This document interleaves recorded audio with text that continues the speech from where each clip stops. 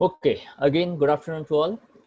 देखो आज का जो लेक्चर है उसमें चैप्टर 7, ओके, तो चैप्टर 7 का थियोरी में आई थिंक किसी को कोई डाउट नहीं है। चलो फटाफट मुझे बताइए ट्रांसफार्मर का प्रिंसिपल क्या होता है। ओके, ऋचा कोई बताएगी? ऋचा यस, आप बताएंगे? Mutual induction. Okay Indrajit, mutual inductance. Mutual inductance क्या होता है, कौन बताएगा? सुहानी आप बता सकते हैं?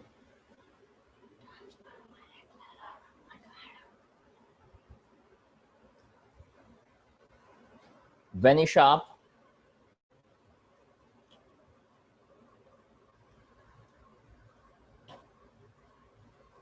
एटलीस्ट जब भी पूछा जाए हाँ या ना कहिएगा, ओके। और म्यूट अनम्यूट अपने हाथ में रखिएगा कंट्रोल करने के लिए। चलो वेंसी आप बताएंगे क्या होता है म्यूचुअल इंडक्टेंस? के आप बताएंगे क्या होता है म्यूचुअल इंडक्टेंस? हाँ सर, मारो हाँ आवाज ऑडिबल छे? Yes yes yes perfectly. So sir, mutual induction means when we pass current through a coil and the magnetic field that is produced by that current induces a flux which is produced in another coil and that is known as mutual induction. चलो great. तो mutual inductance जब भी हम कहते हैं कि transformer का basic concept या तो उसका बेसिक प्रिंसिपल म्यूचुअल इंडक्टेंस है, तो अपने दिमाग में ये क्लियर होना चाहिए कि करंट एक में पास करते तो उसका इफेक्ट दूसरे में होता है। यहाँ पे म्यूचुअल वैल्यू लेनी है। उसका ईएमएफ का formula E is equals to minus M D I by D T होता है। वहाँ पे जो ईएमएफ कहते हैं वहाँ पे लेंजेस लॉ से D phi by D T होता है। तो अगर आप जितना कनेक्ट कर पाओगे उतना फिजिक्स अब आपके लिए इजी हो सकेगा। It is very very obvious कि कनेक्ट करने में दिमाग में शॉर्ट सर्किट हो जाता है, it is obvious. So relax, उसको अब थोड़ा शांति से आराम से थोड़ा स्पेस देकर समझने का ट्राई करो तो आपका काम बहुत ही आसान हो सकता है। आसान आपको करना पड़ेगा, आसान काम होता नहीं है, ओके। फिर भी मैंने आपको काफ़ी बार कहा हुआ है कि अगर आज का जो भी काम है उसको आज ख़त्म करो, कल पे मत छोड़ो, तो आपका काम बहुत इजीली बहुत स्मूथली हो सकता है, ओके। जिन लोगों का ऐसा है कि सर वो आगे का काफ़ी सारा बाकी है, कोई बात नहीं, तो पहले यहाँ से शुरू कर दो और पैरेलल हो जाओ। बाकी का जितना बाकी है उसको बाद में भी आप तो कर सकते हैं। अदरवाइज क्या होगा, तो कि आज तक का उधारी खत्म, आज से नया उधारी शुरू, ऐसा मत करिए। चलो यहाँ तक आई थिंक 12 to 13 क्वेश्चंस, कितने क्वेश्चंस हुए थे? 12 या 13? सर 15 तक हो गए। ओके 15 16 हो गए थे। यस, ये जो 16 था it is I think we discuss in the theory part also, ऐसा मैंने कहा था। यस, इस पॉइंट पे मैंने लास्ट टाइम आपको छोड़ा था। The sum is a constant in a time as Q naught and C both are the time independent. Note that it is equal to the initial energy of the capacitor. Why it is so? Think.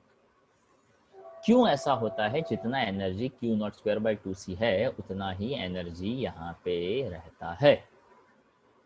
चलो कोई बताएगा ऐसा क्यों होता है?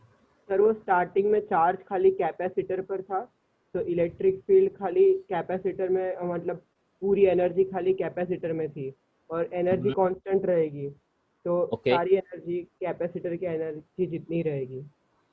Okay perfect है।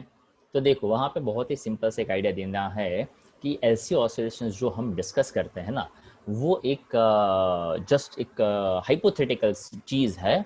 कभी भी ऐसा नहीं हो सकता है कि कैपेसिटर का पूरा एनर्जी इंडक्टर में जाए, इंडक्टर का पूरा एनर्जी कैपेसिटर में जाए, पर हमने ऐसा मान लिया कि वो एनर्जी स्टोर करता है जब इनिशियली आपको ये प्रोसेस स्टार्ट करनी हो, ओके। तो वहाँ पे हमने कैपेसिटर को इनिशियली फुल्ली चार्ज समझा था, इसलिए जब हमने दोनों को टोटल मिक्स किया तो it is something like that कि ये जो भी स्टार्ट हुआ था वो किस पॉइंट से स्टार्ट हुआ था कि initially capacitor is taken as a fully charge. That's why हमें फाइनल भी टोटल एनर्जी उसी के जितना मिलता है।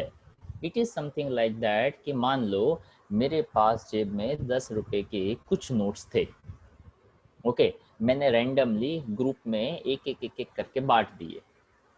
अब सबने कहा कि हाँ हमारे पास है, मैंने लोग गिन लिए, फॉर एग्जांपल वो 14 हुए, ओके। अब सबसे मैंने एक एक नोट ले लिए, तो वापस फिर से कितने नोट्स होंगे, तो कितने रुपए होंगे, तो क्या 14 इंटू 10 140 होंगे, तो क्या हाँ उससे ज़्यादा हो सकते हैं, तो कि नो नॉट पॉसिबल। अच्छा उससे कम हो जाएंगे, तो कि ना नॉट पॉसिबल। क्यों? तो कि मैंने स्टार्ट किया, मेरी जेब में पैसा था, तो क्या हाँ मैंने सबको डिस्ट्रीब्यूट किया, तो क्या हाँ बाद में सबका एडिशन कर लो तो कितना होगा, तो क्या जितना पहला था उतना ही होगा ना। तो पूरा एलसी ऑसिलेशन हमने कैपेसिटर से ही स्टार्ट किया, उसी ने अपना एनर्जी इंडक्टर को दिया। अब इंडक्टर का एनर्जी प्लस कैपेसिटर का एनर्जी, बाद में जो भी प्रोसेस एलसी ऑसिलेशन हो रहा था वो आप कैलकुलेट करो, तो भी एनर्जी पहले जितना था उतना ही काउंट होगा। ताकि जो भी डिस्ट्रीब्यूशन हुआ वो तो किससे हुआ, तो क्या कैपेसिटर में से तो हुआ, उसी के पास तो एनर्जी था, दैट्स वाई। ठीक है, अब 16 वाला जो ये क्वेश्चन है उसको इट्स जस्ट लाइक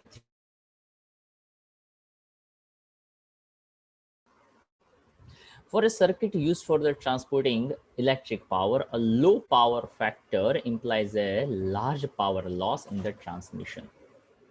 वैसे याद हो तो ये एक पॉइंट मैंने जब ट्रांसफार्मर समझा रहा था उसमें बहुत डिटेल में मैंने इसको समझाया। I repeat, for transporting electric power, if you remember last lecture में क्या हमने ये सब डिस्कस किया था कि अगर आप टॉरेंट पावर की बात करते हो तो एक जगह से दूसरी जगह जब पावर लेकर जाना हो, ओके, तो हमारा मेन क्राइटेरिया, तो मेन फोकस जो है वो किसके ऊपर होना चाहिए। तो कि अगर मैंने करंट बढ़ा दिया तो R is equals to V by I, current बढ़ाया तो रेजिस्टेंस कम होगा, वो बात बरोबर है।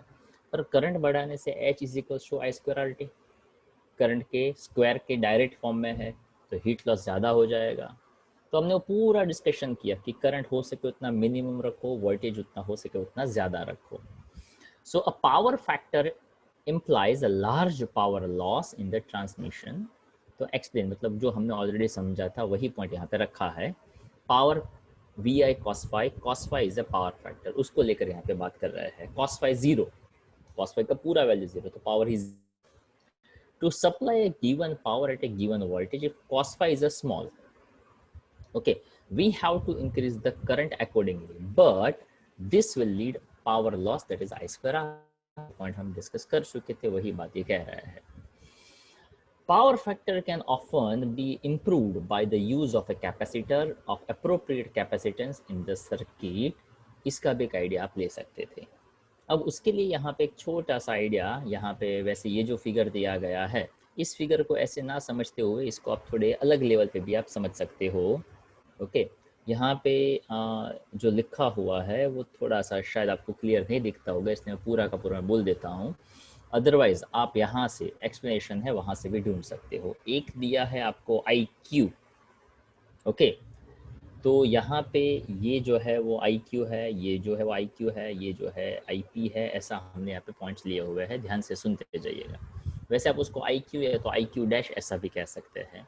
हर एक के क्या क्या मतलब है वो मैं समझाता हूँ। आई क्यू का मतलब क्या, आई पी का मतलब क्या। वैसे यहाँ पे कोई ज़्यादा डिफिकल्ट चीज़ नहीं लेनी, बहुत सी सिंपल सी बात है। ओके, जैसा इसने बताया कि अगर हमने इंडक्टर ले लिया तो current I lags the voltage by angle phi, then the power factor cos phi is equal to R by Z. अब यहाँ पे ये जो जीरो है ना उसको आप कैंसिल कर दीजिएगा, हाँ, cos phi is equal to R by Z. Improve the power factor, यानी कॉस फाई की वैल्यू है कॉस फाई, उसको ऐसा समझना था कि अगर हमने करंट ले लिया तो वहाँ पे वो लीड या तो लैग करता 90 डिग्री होता, कॉस 90 है वो जीरो देता। अगर मुझे वो बताना हो तो एक्चुअल में कॉस फाई इम्प्रूवाइज करना मतलब क्या था, तो कि कॉस फाई का वैल्यू जीरो से लेकर कॉस फाई का वैल्यू 1 तक जाना। एंगल के कॉन्टेक्स्ट में बात करूँ तो ऑलरेडी वो परपेंडिकुलर था, उस एंगल को मैं धीरे धीरे धीरे धीरे धीरे जितना कम करूँगा उतना अपने को ज़्यादा फायदा हो सकता है। अगर मैंने पैरेलल कर दिया तो पैरेलल तो किस में होता था, तो कि करंट और वोल्टेज पैरेलल में होते थे जब सिर्फ आप आर लेते थे तब। तो यहाँ पे बताया by making Z tend to R, Z यानी इम्पेडेंस, अगर इम्पेडेंस होता है Z equals to under root R square plus omega L minus 1 upon omega C whole square. ये जब भी मैं बोलता हूँ तो आपके दिमाग में पूरा का पूरा पॉइंट क्लियर होना चाहिए। मैं यहाँ पे बोलूँ तो अपने को दिखना चाहिए z is equals to R square plus omega L minus 1 upon omega C whole square. जब ये दोनों इक्वल हो जाएंगे यानी इम्पेडेंस हो जाएगा, ये जितना कम हो जाएगा तो आर स्क्वायर का रूट यानी वो आर हो जाएगा, तो जेड और आर इक्वल हो गए। अगर वो इक्वल हो गए तो current end voltage same directions में हो जाएंगे, तो एंगल उसके बीच में कुछ नहीं होगा, तो cos फाई का वैल्यू जो है वो 1 बन जाएगा। तो ये इतनी लाइन जो है ना उसका ये मतलब होता है। Then after let us understand, मतलब यहाँ पे उसने बताया कि आप कैसे उसको समझ सकते हैं with the help of A phasor diagram. तो अल्टीमेटली फिर से बता दूं ये फेजर डायग्राम है, if you notice properly. Okay, वैसे यहाँ पे ये पूरा का पूरा किस्सा है ना वो उसने एक अलग मेथड देकर बताया, इसलिए, अदरवाइज इट्स वेरी सिंपल। ध्यान से सुनिएगा, पहले इसको मैं अपने हिसाब, आपने जो पढ़ा हुआ है उसके कॉन्टेक्स्ट में बता दूं। अगर हम यहाँ पे ऐसा समझे कि मैंने एक डायरेक्शंस, एक लाइन ले लिया, ओके, अगर मैं ऐसा कहता हूँ ये वोल्टेज की लाइन है, मैं इंडक्टर के लिए करंट की लाइन ड्रॉ करना चाहता हूँ। इंडक्टर के केस में करंट क्या करता है, तो कि लैग करता है वोल्टेज के रिस्पेक्ट में। तो मुझे यहाँ पे ऐसा बताना पड़ेगा कि यहाँ पे करंट फॉर इंडक्टर ने लैग किया। ओके, अब मैं ऐसा कहता हूँ कि कैपेसिटर के लिए मुझे बताना है, तो मुझे ऐसा कहना पड़ेगा कि यहाँ पे करंट लीड करेगा 90 डिग्री से, और वो वोल्टेज से 90 डिग्री जाएगा, तो क्या हाँ। तो ये जो दो पॉइंट है, ये ऐसे आप उसको, एक को आई क्यू कहा है, वैसे यहाँ पे आपको नोट्स में ना दिखता हो तो इसको आई क्यू कहा है, ये वाले पॉइंट को आई क्यू डैश कहा हुआ है। इतना क्लियर? अब मैं ऐसा कहता हूँ कि आपको इसी फिगर के अंदर दिखाना है करंट फॉर रेजिस्टर। चलो कौन बताएगा करंट फॉर रेजिस्टर कहाँ आएगा? रेजिस्टर के केस V के साथ, ताकि रेजिस्टर्स के लिए बहुत क्लियर है, V और I सेम फेज में रहेंगे, तो वो मुझे यहाँ पे दिखाना पड़ेगा। ओके, यहाँ पे मुझे IR, तो कैसे लग रहा है IC IR परपेंडिकुलर, तो क्या हाँ। IL IR परपेंडिकुलर, तो क्या हाँ। अच्छा, इसको IC की बजाय मैं IQ कहूँ, इसको मैं IQ डैश कहूँ, तो लगता है IQ और IQ के बीच में 180 डिग्री का फेस, तो क्या है इसमें 180 डिग्री का फेस, तो क्या हाँ है। जो करंट फॉर रेजिस्टर है उसको IR की बजाय मैं IP कह दूँ, नाम दे दूँ सिर्फ P, तो क्या आपको लग रहा है IR IC IL परपेंडिकुलर है, तो क्या हाँ। देखो यहाँ पे परपेंडिकुलर है, परपेंडिकुलर है, तो क्या हाँ है। तो IQ IQ dash and IP वो एक्चुअल में क्या क्या है, तो कि वो एक्चुअल में current for resist, current for capacitor, current for inductor और करंट फॉर रेजिस्टर ही है। नंबर एक। नंबर दो, अब मैं यहाँ पे IC और IR के लिए, IC और IR के लिए अगर मैं ऐसा कहता हूँ relation between resistors and capacitor connected in series, तो अगर ये दो वेक्टर मेरे पास हो तो उसका रिजल्टेंट मुझे कैसे मिल सकता है, तो कि उसका रिजल्टेंट हमें यहाँ पे पैरेललोग्राम कंप्लीट करना पड़ेगा। ये आपको क्या देगा, तो क्या आपको रिजल्टेंट देगा। इस रिजल्टेंट को मैं सीधा I कह सकता हूँ, तो क्या हाँ I कह सकता हूँ, और मुझे यहाँ पे एक एंगल मिलेगा that is called as a phi, तो क्या हाँ मिलेगा। क्या एग्जैक्टली यही फेजर डायग्राम हमने पहले भी डिस्कस किया है, तो क्या हाँ किया है। अब यही का यही फिगर जो मैंने ऐसे वर्टिकल ड्रॉ किया है उसको मैं ऐसा हॉरिजॉन्टल करके देखूं, तो यहाँ पे दिया हुआ फिगर बन जाएगा, तो क्या हाँ बन जाएगा। बट होता क्या है, तो कि ये टेक्स्ट बुक का दिया हुआ फिगर है, और जनरली टेक्स्ट बुक की ये मज़ेदार स्पेशलिटी है कि जो बहुत सिंपल सी बात होती है उसको हम कैसे कॉम्प्लिकेटेड करके सामने वाले के पास रखें। ओके, अगर यही फिगर हम पहले भी देख चुके हैं, हमने आगे भी देखा हुआ है, पर काफ़ी लोगों को लगता है कि ये कैसे ड्रॉ करने का, ये पैरेललोग्राम ऐसे कैसे बनाया है। वैसे इसकी कोई ज़रूरत नहीं है कि आपको दिख रहा है ये 1 2 3, यानी ये वाली लाइंस, यानी ये डॉटेड लाइंस हो गई। अब क्या करना था, तो कि यहाँ से ये जो I का रिलेशन है ना, ये IP यानी IR का रिलेशन IQ डैश के रिस्पेक्ट में लेना था, तो एक्चुअल में वो वाली लाइन, यानी कौन सी वाली लाइन है पता है, तो कि यहाँ IQ डैश और IP को कनेक्ट करना था, IP यानी IR जैसा था, तो 1 2 3 4 5। अब एग्जैक्ट यही लाइन देखो, या तो यही का यही फिगर देखो, और इसको थोड़ा अलाइनमेंट चेंज करके देखो, तो आपको ये फिगर मिल जाएगा। अगर कोई कहता है कि नहीं यार ये यहाँ नहीं ड्रॉ करना है, मुझे फाई एल के कॉन्टेक्स्ट में लेना है, तो फाई नीचे बन जाएगा, एंगल नीचे की साइड बनेगा, और ये जो टिल्टेड लाइन जैसा था वो ऊपर की साइड आ जाएगा। तो घुमा फिरा कर बात एक ही बनती है। अगर हमने ये कॉन्सेप्ट समझा है तो ये फिगर डिफिकल्ट नहीं लग सकता है। और सबसे इंपॉर्टेंट बात, ये कोई नया फिगर ही नहीं है। हाँ, लेबलिंग अलग अलग लिया हुआ है, जैसे कि मुझे ये टेक्स्ट बुक से था इसलिए मुझे ये वर्ड यहाँ पे यूज करने पड़े, पर अगर एग्जाम में लिखो तो आपको ऐसा नहीं लिखना है you have learned in the section 7.7। ये तो टेक्स्ट बुक से सीधा सीधा हमने यहाँ पे लिखा है या तो रखा हुआ है, इसलिए जस्ट रेफरेंस ऐसा रखा है ताकि पता चले कि हाँ यार ये टेक्स्ट बुक वाला किस्सा है, टेक्स्ट बुक से कुछ रह ना जाए। बस खत्म हो गई बात। अगर ये हमने समझ लिया है तो ये क्लियर है, तो कहाँ क्लियर है। वॉटलेस करंट या तो वॉटलेस कंपोनेंट कब कहते हैं, तो वॉटलेस तब कहते हैं जब इंडक्टिव रिएक्टेंस और कैपेसिटिव रिएक्टेंस कैसे हो जाते हैं। तो कि वहाँ पे आप याद करिए कॉस, हाँ कॉस फाई का वैल्यू जो था वो कॉस फाई है वो 0 हो जाएगा, यानी परपेंडिकुलर हो जाएगा। किसके केस में परपेंडिकुलर होता है, तो कि only inductor pure inductive pure resistive हो तो वहाँ पे करंट होता है पर पावर नहीं होता है। Okay, this is the already we have done that point. लिखा है to this component of the current there is no power loss if that thing is happened and IP, वैसे ये P को साथ में मत समझिएगा, उसको सफिक्स जैसे समझिएगा, known as the power component because it is a phase with the voltage and correspond to the power loss in the circuit। अब इस चीज को आप अलग तरीके से समझो कि V is equal to IR होता था, तो क्या हाँ IR होता था। तो यहाँ पे IP और IQ जो उसने नाम दिए हुए है उसको आपको कैसे समझना है, तो क्या आपको सिंपल तरीके से समझना है, resolve I into two components, IP along the applied voltage and IQ perpendicular to the applied voltage। तो क्या ये अप्लाइड वोल्टेज है, तो क्या हाँ है। क्या वो उसी की सेम डायरेक्शन का वैल्यू है IR, तो क्या हाँ है। उसको हमने IR की बजाय क्या नाम दिया, तो क्या IP दिया, तो क्या हाँ दिया। अब मैंने यहाँ पे इसको परपेंडिकुलर लिया है, so this is a perpendicular to the wheel, तो क्या हाँ है। एक को IQ और एक को IQ डैश ऐसे कह सकते हैं, तो क्या हाँ कह सकते हैं। अब यहाँ पे परपेंडिकुलर वाला अगर करंट है cos π/2 है और cos π/2 क्या होता है, तो क्या cos π/2 0 होता है। यहाँ पे कैपेसिटर है, तो क्या हाँ है। क्या वो वहाँ पे पावर 0 देगा, तो क्या हाँ देगा। इंडक्टर है तो पावर 0 देगा, तो क्या हाँ देगा। क्या IR पावर 0 देगा, तो क्या नहीं, IR पावर 0 नहीं देगा। रेजिस्टेंस है तो H is equal to I/RT है, तो वहाँ पे थोड़ा बहुत पावर लॉस है वो हो सकता है। क्वेश्चन हो गया खत्म।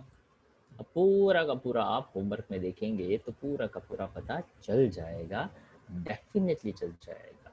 ओके, सिर्फ नाम अलग अलग लेने से कोई क्वेश्चन डिफिकल्ट नहीं होता है।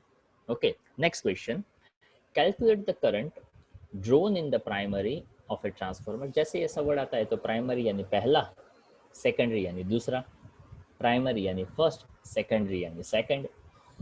दूसरा एक फॉर्मूला हमने देखा था आई थिंक लास्ट टाइम, जिसको हम कहते थे एफिशिएंसी का फॉर्मूला, और एफिशिएंसी का बेसिक मतलब हम निकालते हैं आउटपुट अपॉन इनपुट। अगर हम कहते हैं power efficiency then output power upon input power. अगर हम वैसे उसको गेन वर्ड भी कहा जा सकता है, एफिशिएंसी को गेन यानी फायदा। Okay, that is output upon input, ऐसा हम कह सकते हैं। तो यहाँ पे अगर मैं ऐसा कहता हूँ कि करंट गेन, तो उसका मतलब होता है output current upon input current. अगर हम कैसे कहते हैं वोल्टेज गेन यानी output voltage upon input voltage. पर यहाँ पे हम जो डिस्कस करते हैं एफिशिएंसी, जनरल केस में पावर एफिशिएंसी है कि आउटपुट पावर कितना मिला with respect to input power कितना दिया था। उसको हम सिंपल वे से ऐसा कह सकते हैं, जो यहाँ पे दिया है पावर आउटपुट पावर इनपुट। अब पावर को इग्नोर करो तो अल्टीमेटली है क्या, वो आउटपुट अपॉन इनपुट का ratio. So calculate the current drawn by the primary of a transformer which steps down 200 to 20 volt, यानी steps down हुए, number of turns ज़्यादा से number of turns कम पे आए। To operate the device of resistance 20 ohm, assume the effective efficiency of the transformer that is to be 80%। अगर efficiency 80% है, resistance की वैसे ज़्यादा रिक्वायरमेंट यहाँ पे करंट के लिए रहेगी। ओके, तो बहुत सिंपल सी बात यहाँ पे आपको ध्यान में लेनी चाहिए। नंबर 1 क्या दिया है, एफिशिएंसी, वोल्टेज का वेरिएशन कितना है, रेजिस्टेंस कितना दिया हुआ है, और उसके हिसाब से ये वेरिएशन है, स्टेप डाउन है। तो स्टेप डाउन है यानी आउटपुट से इनपुट कितना हो जाएगा, ऐसा हमें यहाँ पे देखना है, स्टेप डाउन। ठीक है, तो देखो current flowing through the secondary यानी E2 बाय I2। एक सेकेंड, हाँ मुझे इस क्वेश्चन में हल्का सा डाउट लगता है। Current drawn by the primary transformer which steps down 200 volt to 20 volt operated device resistance। Okay ठीक है, एक सेकेंड पूरा देख लेते हैं उसके बाद। ओके सी, दो वोल्टेज हो गए, एफिशिएंसी हो गया, रेजिस्टेंस हो गया, करंट दिया हुआ, सॉरी रेजिस्टेंस दिया है, तो I2 E2 बाय R2। अब यहाँ पे करेक्शन जो मैं बोल रहा था वो करेक्शन ऐसा आपको देखना था कि स्टेप्स डाउन बोला है, तो स्टेप्स डाउन बोला है तो प्राइमरी में ज़्यादा वोल्टेज और सेकेंडरी में कम वोल्टेज होने चाहिए।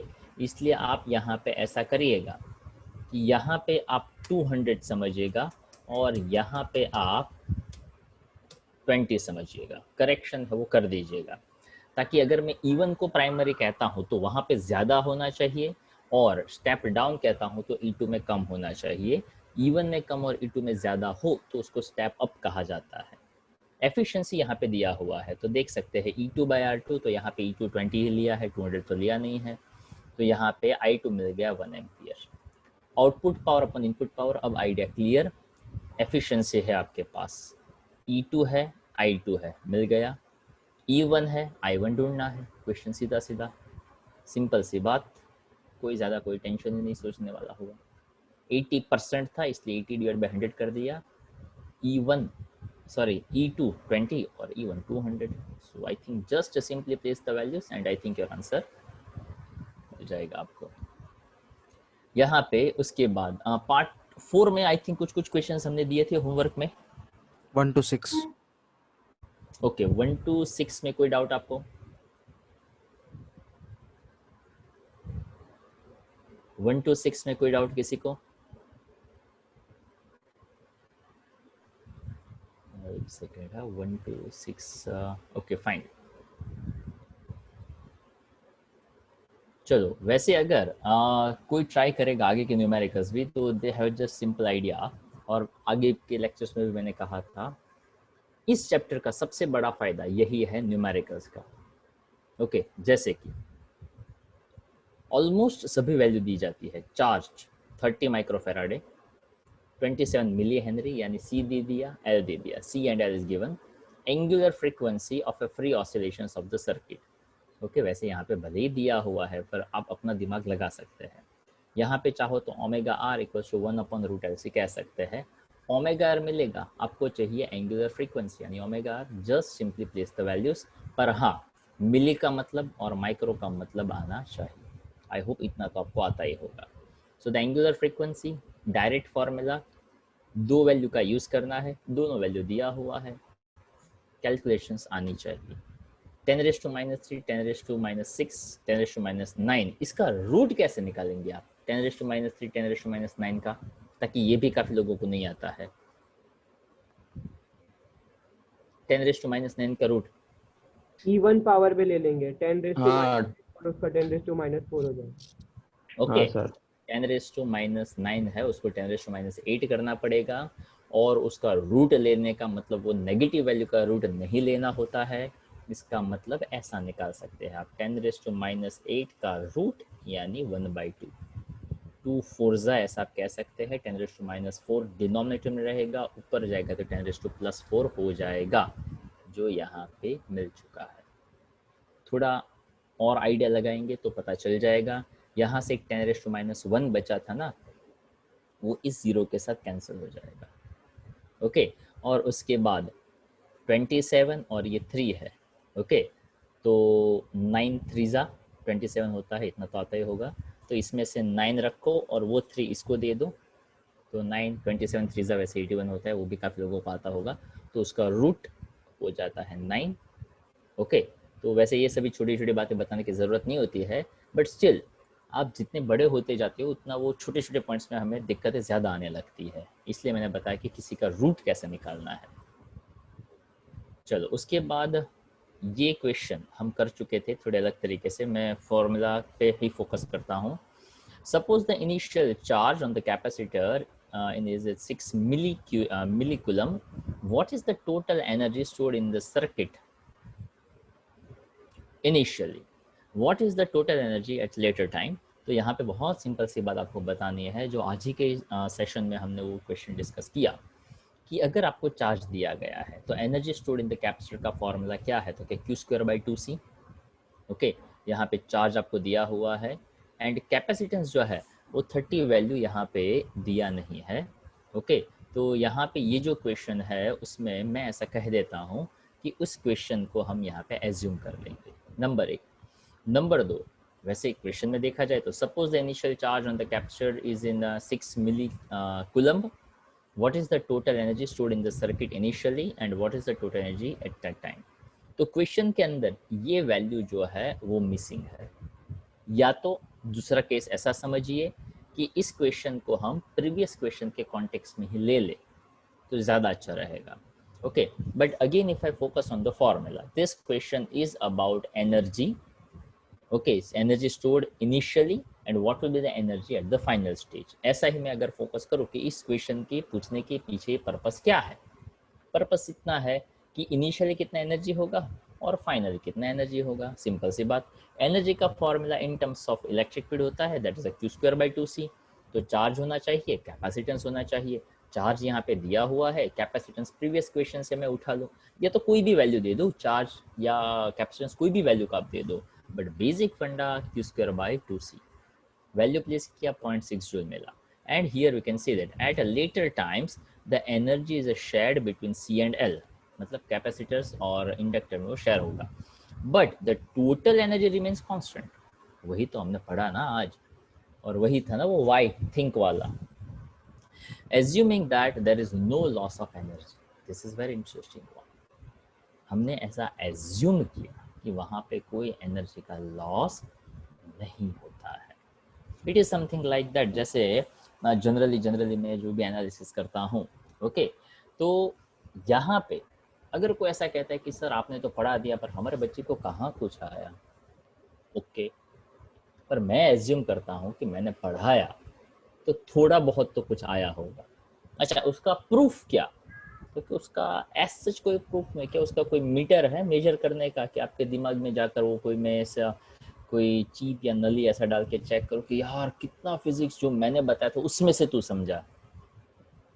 Can't say that. एफर्ट मैंने डाले समझाने के, एफर्ट आपने डाले समझने के, पर आप कोई दूसरी जगह से अभी कुछ नहीं पढ़ रहे हो फिजिक्स, तो आपको इस सब्जेक्ट्स में जो भी पता चला तो उसका बेसिक हमारा क्राइटेरिया क्या है मेजर करने का, कि जो साहब તમે ટેસ્ટ લીધી એમાં શું રિઝલ્ટ આવ્યું, સ્કૂલે ટેસ્ટ લીધી એમાં શું રિઝલ્ટ આવ્યું, રિઝલ્ટ ઉપરથી ખબર પડે કે તમે ભણાવ્યું એને આવડે છે કે નથી આવડે, सीधी सी बात।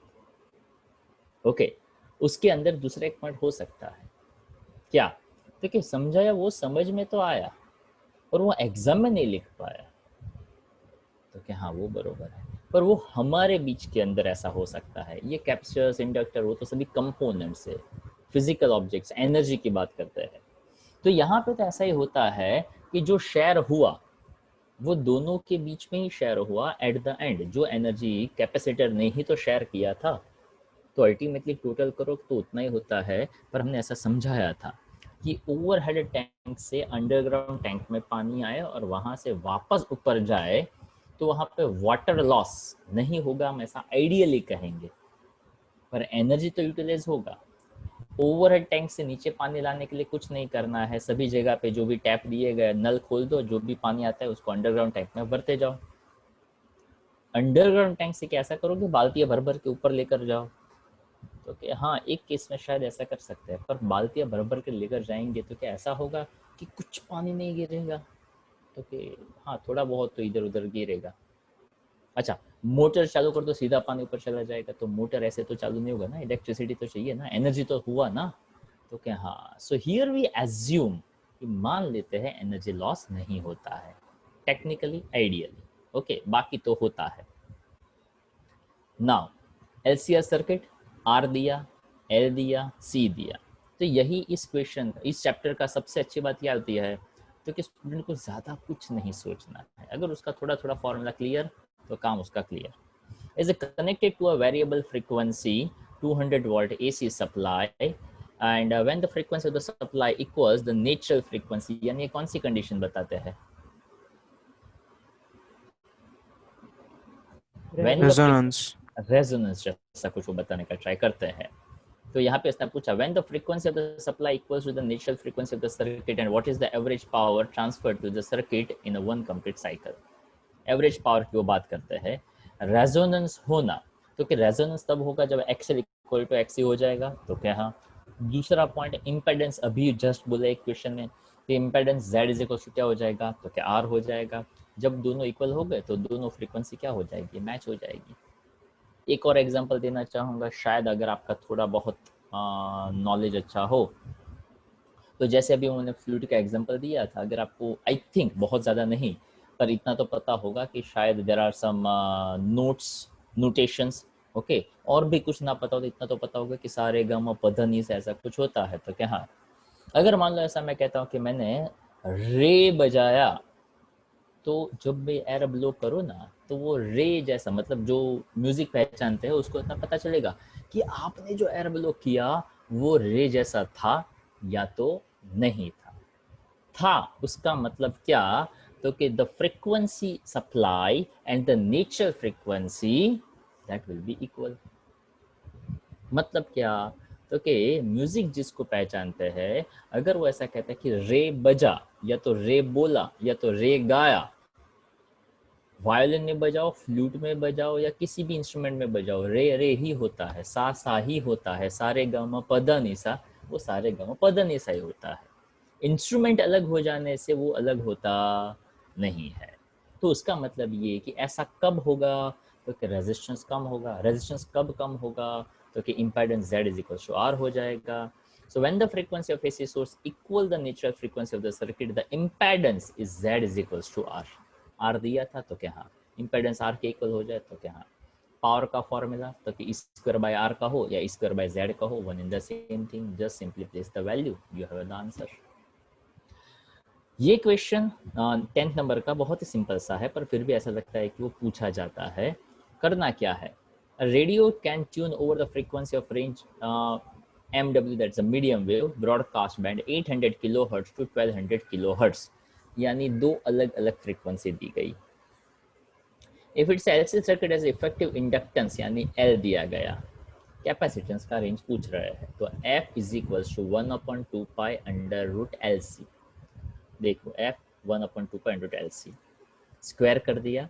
अब यहाँ पे आपको क्या क्या दिया गया था, तो कि L दिया गया है, फ्रीक्वेंसी अलग अलग दी गई है, ओके, और यहाँ पे एक वैल्यू जो है आपको कैपेसिटेंस है वो फाइंड करना है। तो फ्रीक्वेंसी का फॉर्मूला था, तो कि फ्रीक्वेंसी इधर ले लिया, कैपेसिटेंस को सब्जेक्ट ऑफ इक्वेशन बना दिया, L4 पाई, सब कुछ सेम टू सेम रहेगा। वेरी क्या करेगा, तो कि फ्रीक्वेंसी एक बार ले लो 800 किलो, एक कैपेसिटेंस मिला, दूसरी बार ले लो 1200 किलो, दूसरा सी मिल गया, तो वो उसका रेंज हो गया।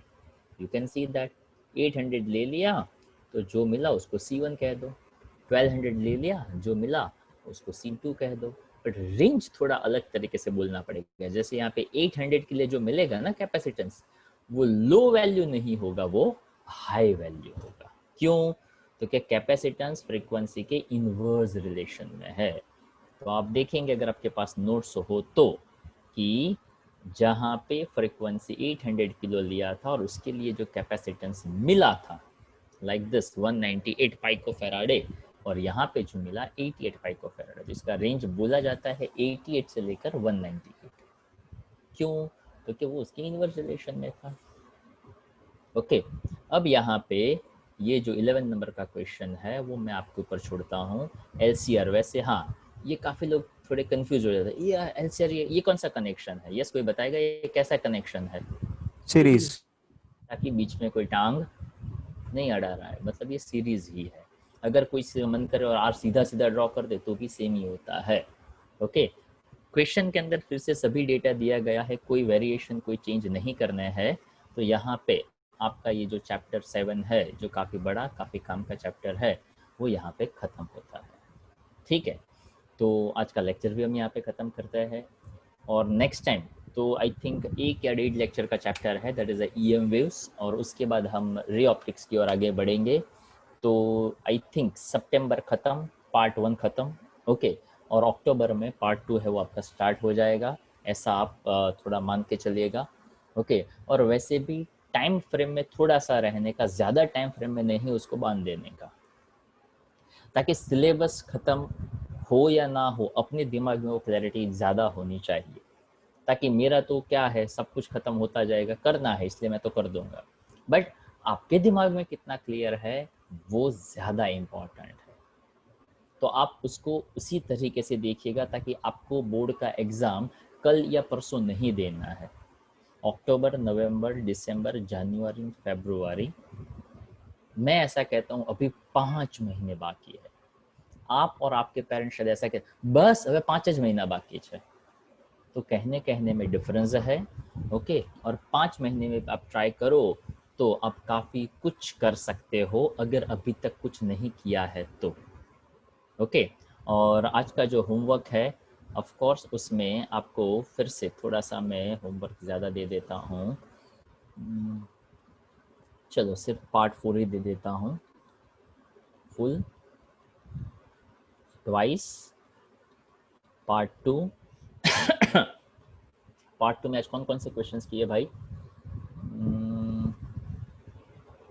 16 ऑनवर्ड्स किए थे। हाँ, 16, 17 कहाँ तक थे? 19 देखो तो नोट्स हो तो मुझे स्क्रॉल ना करना पड़े। 17 तक है। 16, 17 चलो गुड। तो पार्ट 4 फुल एंड पार्ट 2 जो है उसमें 16, 17, और ये सब कुछ 1 टाइम करना है। ओके, टेस्ट हम डिस्कस कर चुके हैं, फिर भी बता दूं, टेस्ट चैप्टर 6। ओके, वहाँ पे टेस्ट 2 हम ले रहे हैं। क्लियर? चलो अभी लेक्चर हम यहाँ तक रखते हैं।